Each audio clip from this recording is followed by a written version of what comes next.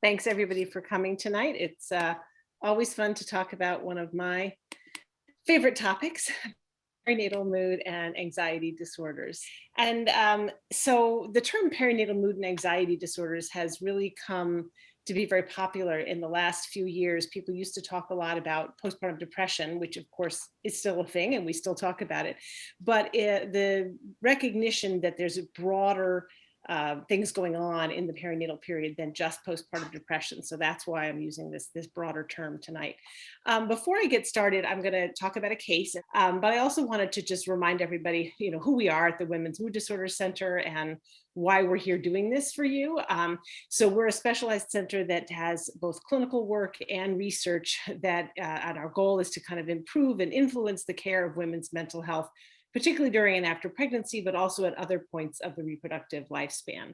And so you can see here what our missions are to provide outstanding care. We are a teaching clinic, so we educate students.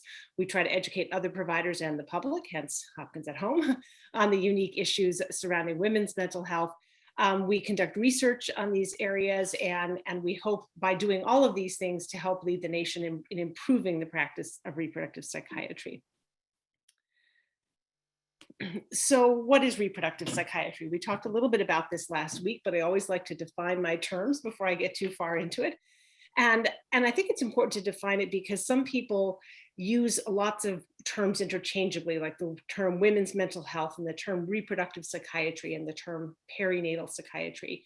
And what we mean by reproductive psychiatry is the study and treatment of psychiatric illness that occurs at times of hormonal fluctuation, reproductive hormonal fluctuation. So that includes the premenstrual time period. You heard from Dr. Hansu last week about hormonal fluctuations in the premenstruum. It includes the peripartum period, which is what I'm going to talk to you about tonight. And it includes the perimenopausal period, which Dr. Stan Devon will talk about next week. It's not quite the same as women's mental health. So women's mental health is a broader term that refers to anything to do with mental health with women, and it can refer to things about gender roles, about sex roles, about intimate partner violence, about things that happen uniquely to women, but that aren't necessarily related to these times of reproductive hormonal transition. So why should we have such a thing as reproductive psychiatry? Like why do women need this special branch of psychiatry? Well, and the answer I think is right here in this graph. Dr. Hansu mentioned this fact last week, but I think it's something that's really important to see a picture of what it looks like. And that is that mood and anxiety disorders are much more prevalent in women than they are in men during the reproductive lifespan. And when I say women, I mean people who have ovaries, anybody who is affected by female reproductive hormone transitions. So that can include trans men, it can include anybody who has those ovaries or and is capable of producing those hormones. And so what you see in this graph is that before puberty, rates of this is major depression in boys and girls are exactly the same up until you hit puberty. Then look what happens to the women, skyrocketing above the rate of men all the way through the reproductive years until you have this sharp decline in the postmenopause. And actually in the elderly years, women have lower rates of major depression than do men. So we see something like this and we say, well, there's something going on during the reproductive years. And of course, there are things going on in people's lives, social things, psychological things, but there are also biological things going on. And that's the study, that's the center of what we do at the Women's Mood Disorder Center. So before I get into a little bit of the treatment and the science surrounding perinatal mood and anxiety disorders, I'm going to share with you a case. And the reason I choose this particular case is that this is a patient I had in residency who really set me off on the path of the kind of research I do. This was a patient who had been a very fierce competitive athlete in her college days. And she had grown up to be a fierce competitive adult. She was a woman working in a very high-powered male-dominated field, and she was very successful in that field. And I met her when she was about 20 weeks into her first pregnancy. I met her because she was in the hospital being hospitalized for severe pain due to a medical condition that was occurring during the pregnancy. And I was a psychiatric consult called in part to help her with the pain and to part to help her with what her doctors perceived as this significant distress surrounding her pain. And what I found was a woman who was severely, severely anxious. She had never been diagnosed with any kind of mental health condition prior to her pregnancy, although she was somebody who had always said that she could get keyed up and tense and had periods of insomnia when she was under stress, but she had never defined that as a mental illness of any sort. But when I met her, she was incredibly anxious, and she had a form of anxiety that we call obsessional anxiety, where she had things that she would believe that actually weren't really consistent with reality, but she couldn't shake her belief in them. And in her case, it had to do with certain things at work, things that she was convinced she had to get done at work when several people who work had said, no, no, no, you don't have to do that. You're in the hospital, take it easy. And the result was that her anxiety, made her go and do these things, and it was not a good result for her at work. And so I was faced with this woman who had been a very competent, functional woman who now really was not, because of her anxiety. And because she was so anxious, she refused all of my medication suggestions. She was worried that the medications would do something to the baby. And one of the things that I got really interested in her is that she had severe insomnia. And she also had some things in her blood work that led me to realize that she had elevated levels of inflammation. And we've all heard the word inflammation, but nobody really knows exactly what it means, or a lot of people don't know what it means. And it really means the elevation of certain parts of your immune system that are responses to infection. And in her case, she had some elevated markers of inflammation and no real obvious reason why that was happening. And so I was curious about that, what could be going on in this woman's body. I continued to treat her through the pregnancy without any medications, with psychotherapy. And then in the postpartum, she finally agreed to take medications. She got extremely better when she took medications in the postpartum. And then about 8 weeks after she had given birth, she had a severe relapse. And it was almost like a curtain came down over her. She went out of my office one week looking great. She came back the next week looking terrible. And I said, what happened? And she told me that she had been started on a particular type of birth control pill called the mini pill, which is only progesterone and not estrogen. And so that was the other thing that tickled my research fancy and said, I wonder what is there something about progesterone in particular that has something to do with mood and anxiety disorders? So I just want you to hold those two thoughts in mind, inflammation and progesterone, because you're going to see a little bit later in the presentation that comes back into the type of research that we're doing now at the Women's Mood Disorder Center. And it was all inspired by this patient. So what are perinatal mood and anxiety disorders, and what causes them? I'm going to talk to you about our research in the biology of these disorders, but of course, biology isn't the only thing going on, right? There are stressful things that happen in life. There are genetics that don't have to do with current biology, but have to do with what did your parents have, what did your grandparents have, your aunts, your uncles, well, not so much your uncles in the case of perinatal, but your aunts, your sisters. There is biologically, there's hormonal flux which changes things in neurotransmitters. There's inflammation, as I mentioned. There are changes in sleep and circadian rhythm changes that occur during pregnancy, changes in physical activity. If you're somebody who has benefited from exercise and the sort of mood buoying properties of exercise, and you suddenly find yourself in a pregnancy with bed rest, that's going to have a huge difference and make a huge difference in your mood. And there's also a lot going on with social role transitions and social rhythm changes, right? If you are used to being a single person or perhaps part of a couple, but not a parent, to suddenly shift into parenthood is a very different way of life. So all of those things can go into perinatal mood and anxiety disorders. One of the things that we focus a lot on in this period is hormones, with good reason, right? Hormonal change is vast across the perinatal period. And what this graph is showing you, we'll concentrate on the red and the blue lines. So the red line is estrogen and the blue line is progesterone. Those are the two major reproductive hormones. And down here on the bottom, we have the months since the start of the last menstrual period with the delivery of the child, this big purple flag over here. And so what you can see is that the levels of estrogen and progesterone go up dramatically across pregnancy. And then it's like a cliff. Within about 48 hours, you're back down to the way you were before. And that hormonal cliff is something that every woman goes through after giving birth. And for some women are very vulnerable to that fluctuation and will develop symptoms of postpartum depression. Now, the cliff happens for everybody, but not everybody develops symptoms. So what we know is it's not the actual hormones themselves that are causing problems, at least not these two hormones, but rather the change and individual women's vulnerability to that change. That vulnerability may come about because of genetics. It may come about because of other life experiences that a woman has had, for example, early life adversity. It may come about because of some other reason that we haven't figured out yet. But some women are extremely sensitive to this shift. And in fact, all women are a little bit sensitive to this shift. The baby blues, which is mood volatility that occurs just in the first couple of weeks after birth, occurs to 85 to 90% of women. So everybody has some kind of vulnerability to these shifts. So I want to talk, before we get into the research that we're doing about perinatal mood and anxiety disorders, I want to talk a little bit about treatment, because I think when people know anything about postpartum depression or perinatal mood and anxiety disorders, what they know is the way these disorders have been portrayed in the media, in particular, the way the treatment of them has been portrayed. And so I want to bust a few myths here and talk about what the facts are before we get into the science that we're doing. So the first myth we want to talk about is that pregnancy protects women from mood and anxiety disorders.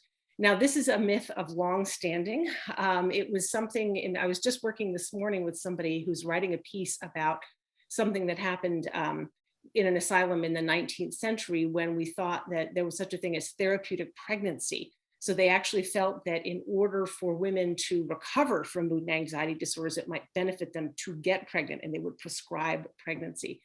The reality is pregnancy is not protective from mood and anxiety disorders. It's risk neutral. Right? You're not at any increased risk during pregnancy, but you're also not protected. And the postpartum is different. We're going to talk about that in a little bit. And this is a good example, I think, of how you're not protected during pregnancy. So this graph shows you something from a study that was done a number of years ago on pregnant women with bipolar disorder. And the purple line here is women who stayed on their medication treatment during pregnancy. The orange line is the women who discontinued treatment. And down the bottom, we have the time following conception. And what you can see, without even looking at the numbers, you can see that women who stayed on their medication did a lot better than the women who stopped their medication. And what we have here, the time scale is the time to relapse, the time that they had recurrence of mood. So for the purple line, even by the end of pregnancy, a lot of the women were remaining well, but the orange line, very few of the women remain well. And what that comes out to in terms of a rate of relapse is that about 85% of the women who stopped their medications for pregnancy relapsed during the pregnancy. Now, the people who did well didn't get away scot-free, right? A number of those relapsed. About 37% of women who stayed on their medication relapsed. And that may have to do with inadequacies in the way we're treating women in pregnancy. I think a lot of people are scared of using medications. So these women remained on medications, but we don't know that they remained on optimal treatment. The next myth that we're going to bust. The next myth is pregnant women should tolerate depression or anxiety for the sake of the baby. I can't tell you how many patients have come into my office and said, well, yeah, I feel terrible, but I want to do what's right for my baby. So I'm just going to deal with it. And I'm not going to have any treatment because that's what's better for the baby. But the reality is that women will relapse, as we saw on the last slide, and depression and anxiety lead to poorer outcomes for the baby and for the mother. So these poorer outcomes take the many different routes. There are indirect effects of mood and anxiety disorders during pregnancy. Pregnant women who are depressed or anxious have higher rates of substance use. They're more likely to have poor nutrition. They're less likely to get good prenatal care. They're more likely to be smokers. So all of those are things that are, I call them indirect effects because they're not something that the depression or anxiety is directly causing onto the fetus or onto the mother's body, but they're things that people who are depressed or anxious are more likely to engage in, and those things themselves can have effects on the mother and on the fetus. In addition to these kind of indirect effects, we have direct effects of depression and anxiety, and those direct effects take many forms. They are effects on the newborn, they can be effects on the subsequent child, and there are effects on the mother. So the effects on the newborn from women who are depressed or anxious in pregnancy, those babies are born with higher cortisol. Cortisol is the stress hormone. So it's the hormone that goes racing through your body when you're in a stressful situation. And if you are stressed, anxious, depressed during pregnancy, your baby will be born with higher cortisol. What does that mean practically? Well, that means that that baby is more reactive. So the baby may be more likely to have increased fussing and crying. The baby may be more likely to react in ways that are going to grate on the mother and increase the likelihood that she will then have mood and anxiety disorders, right? If you have a baby who's fussier and cries more, it's going to affect your mood. Those babies are also born with higher plasma norepinephrine, that's adrenaline. So we think of adrenaline as another neurotransmitter that courses through your body in stressful situations. So again, leading to increased reactivity for those babies. We also know that babies born to moms who are depressed or anxious have decreased motor tone, poor reflexes. There are higher rates of preterm birth, and babies are more likely to be born with low birth weight. And we're talking untreated depression and anxiety. We're not talking something that's the effect of medications that women use, but the direct effects of the illness itself. In addition to those effects on the newborn, there are effects on the child. So when the newborn is born, remember I said there's increased rates of cortisol when a baby is born, making that baby more reactive. That and other things may lead to the baby having increased rates of psychological disorders himself or herself later in life. So I've pictured here a child with ADHD, which is increased in children born to women with perinatal mood and anxiety disorders, but also depression and anxiety themselves are also increased in those children. And those studies have been done that separate that out from the effects of having a mother who is depressed or anxious. So we know that the effects of depression or anxiety in pregnancy, even separated out from the effects in the postnatal environment, so the effects when you are a baby, we know that there are these increased rates. So that's a direct effect during the pregnancy. There are also effects on the woman, and I really like to make sure that people understand that, because a lot of the time when we talk about whether or not we should treat perinatal mood and anxiety disorders, the emphasis is on the child. And of course, we care about the children, and of course, we want to not have any negative effects on the children. But the woman is not just a vessel to produce the child. The woman is a person as well, and we have to think as well of the effects on her. So women who are depressed or anxious in pregnancy will have increased pregnancy symptoms like nausea or vomiting. As I mentioned before, they're more likely to use alcohol and tobacco. Once the baby's born, they're more likely to have more frequent pediatrician visits. And by that, I don't mean in the good way, right? The good way is you attend all your well child visits. I mean excess pediatrician visits because they're anxious about what's happening with the child. There's more likely to be poor maternal attachment between the mother and the baby. And being depressed or anxious during pregnancy is a major risk factor for postpartum depression. Now, I said before that pregnancy was a risk neutral time. It's not a time of increased risk of mood and anxiety disorders, but the postpartum period is a time of elevated risk. We know that women are more likely to develop mood and anxiety symptoms in the postpartum than at other times in their lives. So we want to do anything we can to prevent that, because there are major risks of having a depressed mother for children and for women.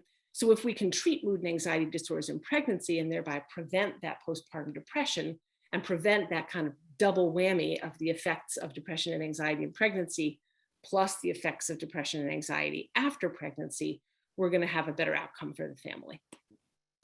Another myth: psychiatric medications in pregnancy harm babies. This is probably the biggest myth I spend a lot of time dispelling. I would say almost every patient who comes in to see me says, well, I've had depression in the past and I used medication X, but I know I can't take that because I'm pregnant. And the reality is, for almost all medications, that simply isn't true. Most psychiatric medications can be taken safely in pregnancy. Now, that's not to say there are no risks. Some medications are associated with some risk in pregnancy, but remember that the illness itself is associated with risk. So what we're weighing is the risk of the illness and its effects on the mother and child versus the risks of medication and those effects on the mother and child. We're not weighing a risk against a benefit. And I think one really good way to understand this is to look at an actual piece in the media that reported on some scientific literature and to see the kinds of things that people are listening to and then come to their doctors with questions about. So this is I'm actually going to get out of my slideshow to show you a little bit of a video. And this was from an article that was done a couple of years ago on whether or not SSRIs are linked with autism in pregnancy, with autism for the children whose moms use SSRIs in pregnancy. And this article purported to find that there was an increased rate of autism in the kids born to moms who used SSRIs in pregnancy. And I'm just going to show you a little snippet of this, and I want you to listen to the reporter's tone and to look at the graphics of the video. A troubling connection between mothers who take widely prescribed antidepressants at a higher risk of their children developing autism. NBC's Ann Thompson has a deeper look. In what is a time of great expectation and anxiety for women, today a set of scary headlines. A new study finds the most commonly prescribed antidepressants, if taken during the second and third trimesters, are associated with an 87% increased risk of autism. But experts say it's a big jump of what is still a very small number. Because I think that's the part that you need to see. And I hope that what people took away from that, I'm just going to get back into my slideshow here. I hope what people took away from that was the sort of dramatic language that was used. So a troubling connection, a set of scary headlines, and then they kind of roll the headlines forward so that you can see those scary headlines. And then they use graphics like 87% kind of flying up at you out of the screen. And so if somebody watches that, then she's going to go away with the notion that SSRIs are scary drugs, that they cause autism in children, that risk is hugely increased, 87% increased. And a little bit farther into the story, I didn't get to this part, you'll hear them saying something that implies that the women are causing the autism in their children by taking these drugs. So anybody who sees that is going to be terrified to take medication in pregnancy and going to think that they're better off not doing so. But I think it's really important to focus in on the details and to really understand what these studies are saying. So they talked about 87% increased risk. Well, what that meant was moving the risk in that case was actually almost doubled. It was 1.87 in the group that had autism and 1 in the other group. Those are just average numbers, right? But that doesn't tell you what is the absolute risk in the population. So a good way of understanding this is to step back for a moment from our discussion of SSRIs and autism and think about something simple, like what's your chance of having a heart attack if you drink coffee? And there was a study that came out that showed if you drink coffee, 3 cups of coffee a day, you're going to double your chance of a heart attack. You're going to have 100% increase in your chance of a heart attack. But when you look at the actual numbers, you have no caffeine, it's a 1% risk of a heart attack. 3 cups of coffee is a 2% risk. So that is a doubling, 1 to 2%, right? But it's still a very, very small risk of a heart attack. And so you might think maybe there are other reasons you want to have cups of coffee. Well, the same thing is true with the treatment of perinatal mood and anxiety disorders. If there's a compelling reason to treat, even if there's something that does cause a risk, you need to think about what is that absolute risk rather than is it a doubling or does it increase it by a certain percentage? So finally, the next myth I want to talk about is that postpartum depression is rare and affects only the mother, not the baby. This is one of the easiest myths to bust. Postpartum depression is actually the most common complication of childbirth, and it causes substantial harm to babies and families. I mentioned before problems with bonding in women who are depressed or anxious in pregnancy. And of course, that's more true if they're depressed or anxious in the postpartum. And we know that there's substantial trauma done to families where a mother is depressed when the child is in early childhood. One thing that's not talked about enough or talked about rarely as a complication from postpartum depression, and I'd say talked about rarely in the lay press, not among scientists, is suicide. So suicide is actually a major cause of maternal death in pregnancy, and it accounts for up to 20% of all postpartum deaths. In countries that track suicide as a maternal death, it is actually the leading cause of maternal death in the first year postpartum. It outstrips things like hemorrhage and other things that people tend to think of as more related to maternal deaths. We don't track suicide that way here in the United States, although the CDC is moving to a system that will be able to do that, and those data are starting to come out now. But even without tracking it here, we do know that it's a major contributor to postpartum deaths. And if we don't prevent postpartum depression, we're not going to be able to prevent suicide. So the other myth I like to bust, and I mentioned this at the beginning, was that depression is the only mental illness that affects perinatal women. If anybody's heard of any perinatal mood and anxiety disorder, as I mentioned, it's postpartum depression. But in fact, any mental illness can occur during pregnancy or postpartum, just as they can at other times in a woman's life. And anxiety disorders are actually substantially more common than depression. And I think that that's a really important thing to point out, because I think anxiety disorders get less noticed, or people think that they're less serious, when in fact they affect more women. And in my clinical experience, I find that women who are anxious are less likely to be willing to take treatment than women who are depressed because they're anxious, right? So we really need to consider that group of women. So I hope I've given you a little taste of what kinds of clinical factors go on with perinatal mood and anxiety disorders. Now let's turn and look at some of the biological factors that are associated with perinatal mood and anxiety disorders. I want to be very careful not to say the biological factors that cause these disorders, because in fact, the research isn't at a point where we can say that we have a cause. We can only say that we've identified some things that seem to be associated with perinatal mood and anxiety disorders, and a lot more research is needed before we get to the point where there's a cause. In fact, I'm not even sure we're going to get there anytime soon with perinatal mood and anxiety disorders, because you'll remember that graph I showed at the beginning, that big circle with so many different things that go into this. Even if we isolate what the biological causes may be, we're not going to be able to change the fact that there are social role transitions. Sleep disruption is going to remain a part of being a new parent. And so we can never, even if we isolate the biological factors, we can never get to the point of saying we've figured out what causes it. If we can just fix that, it will be over. But we can get a lot farther than we have so far.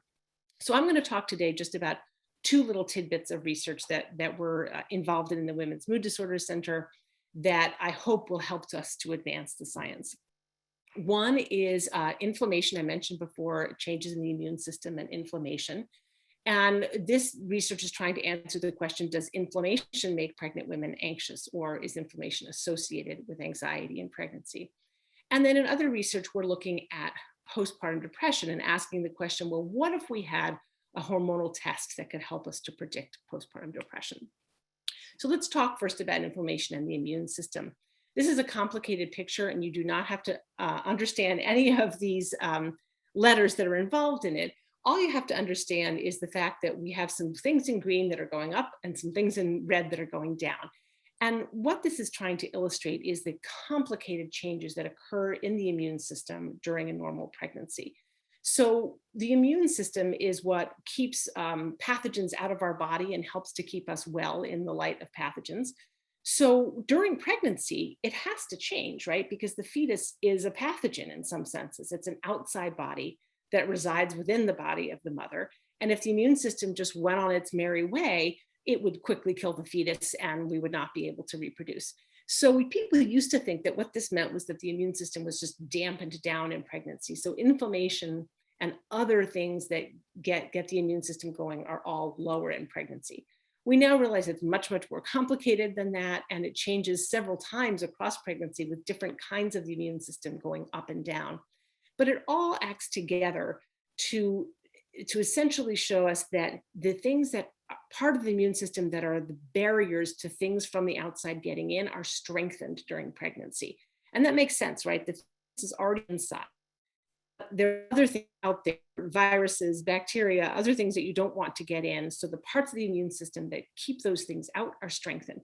Whereas the parts of the immune system over here that kill things that are already inside, those parts are weakened. And again, that makes sense. The fetus is already inside.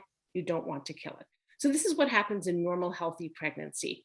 We keep pathogens out, but we don't kill pathogens that are already in. And the easiest way to understand this is to think about the flu. A lot of people know that pregnant women don't do very well with the flu, but it's not because they get the flu more often. It's because if they get the flu, they're actually less likely to get the flu because remember, these immune barriers have strengthened. But if they get it, they're more likely to die of it because this part of the immune system is weakened. So what does this have to do with anxiety? Well, we've done some research that has looked at rates of anxiety and markers of inflammation across pregnancy. And this slide that I'm showing you is actually data from a study that was in not very anxious people. It was in healthy women. And what you can see, again, you don't need to understand the specifics. You just need to see that the red and the blue lines look different. So the blue line is women who were more anxious during pregnancy. The red line is women who were not at all anxious in pregnancy. And these three things, TR1, TR2, TR3, those are visits during pregnancy. And PP1 and PP2 are at 6 weeks and 6 months postpartum. And what you can see is that in early pregnancy, these lines are not very far apart. But starting in the late pregnancy and moving on into the postpartum period, these lines diverge and the more anxious women are higher. So this, what we're measuring on this graph is a marker of inflammation. And so this is showing us that as anxiety increases, for these women who are more anxious, their inflammation is always increasing.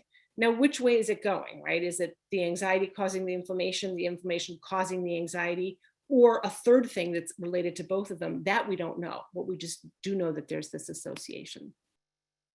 So when we noticed that, we thought, well, does this have something to do also with the hormonal shifts that are happening? And we have this hypothesis that decreased levels of some hormones that are related to progesterone, remember my patient at the beginning who had that progesterone only pill, that may be leading to increased inflammation and anxiety, and those things in turn may predict postpartum depression. So maybe there's this three-way thing going on with hormones and inflammation.